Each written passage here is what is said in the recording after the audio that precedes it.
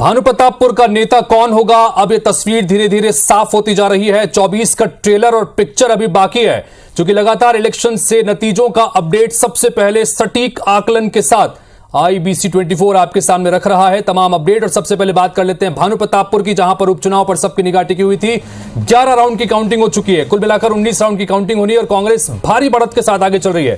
कांग्रेस प्रत्याशी 16,367 वोटों से इस वक्त आगे चल रही हैं। सावित्री मंडावी को अब तक कुल 37,854 वोट मिले हैं। वहीं बीजेपी प्रत्याशी ब्रह्मानंद नेताम अब दूसरे स्थान पर आ गए हैं। शुरुआत की 4 राउंड की काउंटिंग तक ब्रह्मानंद नेताम तीसरे स्थान पर खिसक गए थे और अकबर कुर्राम जो सर्व आदिवासी समाज की तरफ से मैदान में थे 17,327 वोट लेकर वो इस वक्त तीसरे स्थान पर चल रहे हैं। तो लगातार भानुप्रतापपुर में अब तक 11 राउंड की काउंटिंग हो चुकी है और कांग्रेस पार्टी की उम्मीदवार सावित्री मनोज मंडावी ने बहुत ज्यादा बढ़त यहां पर बना ली है। 16,000 से ज्यादा वोटों से इस वक्त वो आगे चल रही हैं। तो दूसरी तरफ गुजरात की बात करें, गुजरात में भारतीय जनता पार्टी की आंधी चली है, क्योंकि 182 सीटों में से 154 सीट पर इस वक्त भारतीय जनता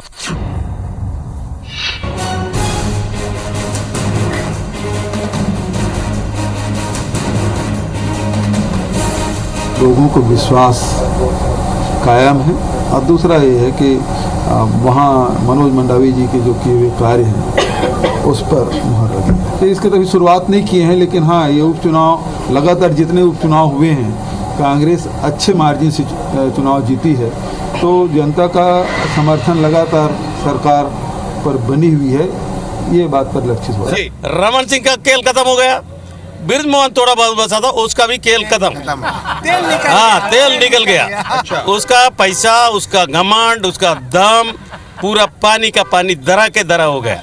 क्योंकि आदिवासी वो जो अकबर कुर्राम बहुत सीधा आदमी है, पुलिस का नौकरी किया है, समझदार है, उनको लड़ाने का काम किया। कांग्रेस जीतेगी, हम शुरू दिन से ही बोल रहे हैं कि पिछला रिकॉर्ड टूटेगा और भारी बहुमत से जीतेगी। उसके पीछे हमारा लॉजिक है कि एक तो हमारा आदिवासी नेता एक बड़ा चेहरा था और उनके चले जाने से लोगों का सहानुभूति उस परिवार के प्रति है, और दूसरा माननीय भूपेश बघेल जी के काम काज पर मुहर है।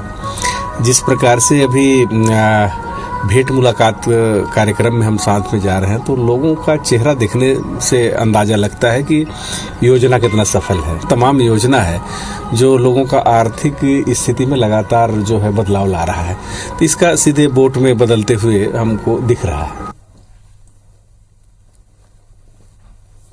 तो रिएक्शंस लगातार आ रहे हैं और इस रिएक्शंस के तहत कांग्रेस पार्टी जहां हिमाचल प्रदेश के अब तक के रुझानों को लेकर खुश नजर आ रही है, भानुप्रतापपुर में जीत की तरफ लगातार कांग्रेस पार्टी के प्रत्याशी बढ़ रही हैं, तो दूसरी तरफ गुजरात के नतीजे भारतीय जनता पार्टी के पक्ष में एक बार फिर से गए हैं। हम सीधा रुख करेंगे पहले कांकेर का, जहां हमारे सहयोगी सौरभ सिंह परिहार लगातार बने हुए हैं।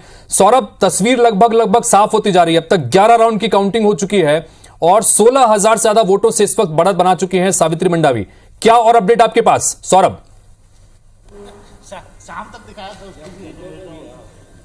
बिल्कुल, देखिए जीत लगभग तय है। 16,000 के लगभग अभी बढ़त बनी हुई है कांग्रेस की, और जैसे ही बढ़त और बनते जा रही है, कांग्रेस के सभी दिग्गज नेता जो है कांकेर की ओर आ रहे हैं और विजय जुलूस को लेकर भी तैयारी शुरू हो गई है। अभी आप देखिए, अभी हम जो है एक जगह पर बैठे हैं जहां पर कांग्रेस के सभी वरिष्ठ नेता जो है मौजूद है, और मेरे साथ अभी इस वक्त जो है प्रभारी मंत्री जो है कांकेर की अनिला भेड़िया जी हैं। अनिला भेड़िया जी, आप लगातार जो है इस विधानसभा का जो है दौरा करते रही, आपको क्या लग रहा था कि कुछ टफ तो था शुरुआत के दिनों में?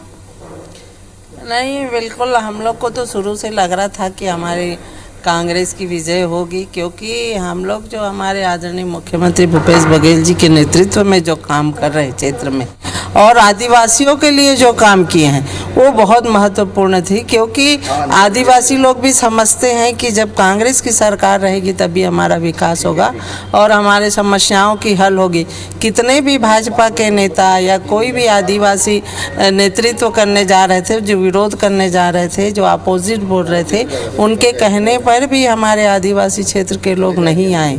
और बृजमोहन अग्रवाल जी जो लीडर अच्छे पेट जमाने वाले जिनका हमेशा नेतृत्व, हमेशा पैसों की बात आती है तो उनका नाम आता है। उन्होंने अपनी पार्टी की हार देखते हुए वो सर्व आदिवासी लीडर जो चुनाव लड़ रहे थे उनको फाइनेंस किए, उसके बाद भी आज देखिए स्थिति हमारे कांग्रेस के पक्ष में थी। तो हमारे आदिवासी शुरू से ही कांग्रेसों के साथ रहे। ठीक है, ये आप ठीक कह रही हैं। दूसरा, आपको फायदा लगता है क्या कि आपने महिला कैंडिडेट जो उतारी, इसलिए थोड़ा सा फायदा आपको और ज्यादा मिला है? महिला हो या क्योंकि यहाँ पर जो महिला मतदाता है वो भी ज्यादा है। बिल्कुल, यहाँ 1 लाख से अधिक हमारी महिला मतदाता हैं, तो महिलाओं का थोड़ा सा तो महिला के प्रति सहानुभूति रहता ही है। फिर भी हमारे भाइयों ने भी साथ दिया, ऐसा नहीं है कि महिला थे तो इसलिए विजय हुआ। हमारे पूरे संगठन के लोग भारी मेहनत किए, भाई साथ दिए, अच्छा काम किए, इसलिए आज और हमारी कांग्रेस सरकार की जो नीति है, रीति है, उसकी वजह से आज हम लोग यहाँ विजय प्राप्त किए। जी मैम, आप भी आदिवासी समाज से आती हैं। यहाँ पर आरक्षण को लेकर एक बड़ा मुद्दा बना और लोग कह रहे थे कि कांग्रेस कहीं ना कहीं उसके कारण जो कांग्रेस का वोट है वो कम होगा, लेकिन अभी हम देख रहे हैं कि लगभग 16,000 से ज़्यादा वोट है और लगभग 6 से 7 राउंड बाकी है। तो क्या लग रहा है कि ये लीड जो है और बढ़ेगी? और दूसरा जो मुद्दा था आरक्षण का, वो मुद्दा जो है भाजपा के लिए काम नहीं आया? बिल्कुल वो काम नहीं आया, आदिवासी जानते थे और मुख्यमंत्री तो आश्वस्त कर दिए थे पहले से, मैं किसी को नुकसान होने नहीं दूंगा, चाहे वो आदिवासी हो, चाहे ओबीसी हो, चाहे और वर्ग के हो, सभी का मैं साथ दूंगा। और जहाँ तक बात रही आरक्षण की, आदिवासियों को जो पढ़े लिखे कुछ लोग हैं जो अपोजिट विरोधी पार्टी के हैं, उन लोग भड़काने की कोशिश की है। मैं बताई ना आपको, पहले आदिवासी समझते हैं कांग्रेस है तो आदिवासियों की भलाई है, ये उनकी शुरू से विचार रही और इसी विचार को लेके हमारे इस क्षेत्र में जो आज हम लोग जीत हासिल की। मैम, आप कांकेर जिले की जो है प्रभारी मंत्री हैं। कांकेर जिले के अंतर्गत भानु प्रतापपुर विधानसभा आता है। आपने दुर्ग, कोंदल, चरामा, भानु प्रतापपुर सबका दौरा किया। क्या लगता है कि 2023 से पहले वहाँ पर कोई ऐसा डेवलपमेंट किया जाना चाहिए जो वहाँ के लिए आवश्यकता है?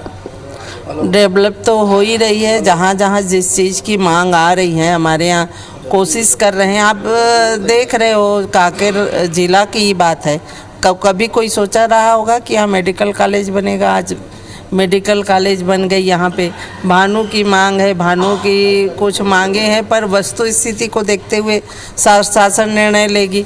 हमारे 4 आमाद रूप में जो मांग की है उन अवश्य पूरा होगा जो उनकी मांग है। जी, लास्ट एक हितेश जी, एक लास्ट सवाल ले लेते हैं। लास्ट सवाल जी, 2023 में चुनाव होने हैं, आरक्षण का मुद्दा जो है गरमाया हुआ था। क्या लगता है कि आरक्षण का मुद्दा चल पाएगा 2023 में? नहीं, बिल्कुल नहीं, जब तक तो सब सॉल्व हो जाएगा आरक्षण के मुद्दा। ठीक है। तो ये थी हमारे साथ अनिला भेड़िया जी, प्रभारी मंत्री, जिनका साफ तौर पर कहना है कि कोई मुद्दा नहीं रहेगा और 2023 में फिर से कांग्रेस जीत दर्ज करने वाली है। ठीक है सौरभ, आप बने रहिए, आगे भी आपसे लगातार अलग अलग नेताओं से रिएक्शंस आप लगातार ले रहे हैं, हम दर्शकों तक पहुंचाते रहेंगे। और इस वक्त मेरे साथ में स्टूडियो में घनश्याम राजू तिवारी, कांग्रेस पार्टी के प्रवक्ता, एक बार फिर से जुड़ गए हैं।